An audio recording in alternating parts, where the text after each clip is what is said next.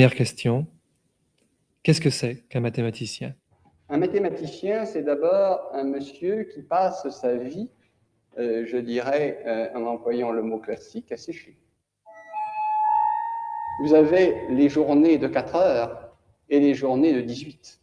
Les journées où vous n'arrivez plus à vous extraire de l'obsession mathématique et où, jour après jour, durant 3 ou 4 semaines, vous dormez, si j'ose dire, et vous déjeunez avec vos obsessions mathématiques.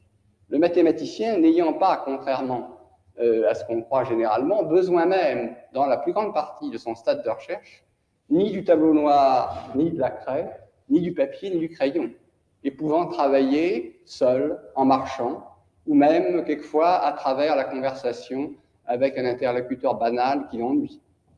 André Lichnerowitz est mathématicien, professeur au Collège de France. Certains mots de son vocabulaire, ceux de groupe et d'espace vectoriel, sont peut-être étrangers à beaucoup d'entre vous, mais c'est sans importance ici. Les mathématiciens sont les architectes de la connaissance. D'un monceau de pierres en désordre, ils font un édifice parfaitement équilibré et structuré. Écoutez comment vit et se bâtit cette mathématique qui fournit à la science son cadre logique, et comme aime à le dire André Lichnerowitz, ses instruments de pensée.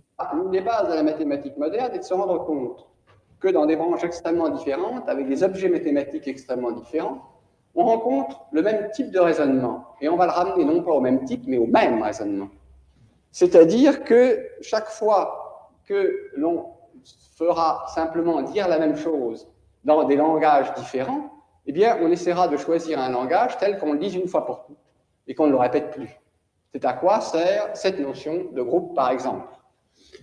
Un autre exemple extrêmement utile et qui est la base de tout ce que l'humain appelle linéaire, c'est la notion d'espace vectoriel.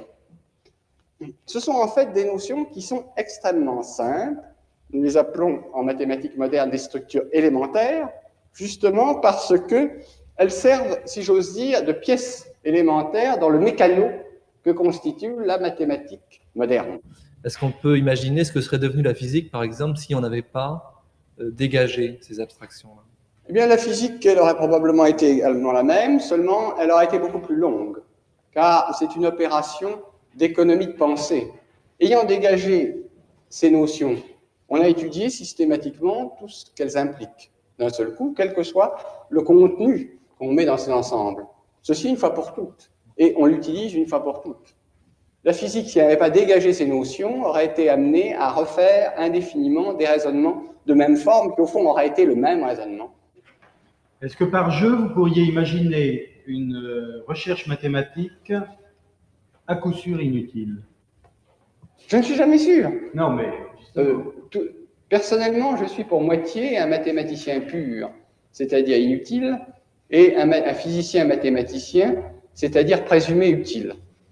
Je n'arrive pas moi-même toujours à très bien distinguer l'un de l'autre dans mon pauvre esprit. Et je fais des mathématiques, pour une part, qui sont pour le moment complètement inutiles et inutilisables en toute perspective de la communauté des mathématiciens. Mais que se passera-t-il dans 20, 30, 50 ans, 100 ans? Les fonctions de plusieurs variables complexes ont été vraiment un exemple de mathématiques cultivées uniquement pour la gloire des mathématiques. Il se trouve que depuis quelques années, elles sont extrêmement utiles justement en mécanique quantique. Il n'y avait a priori aucune raison qu'elles apparaissent là.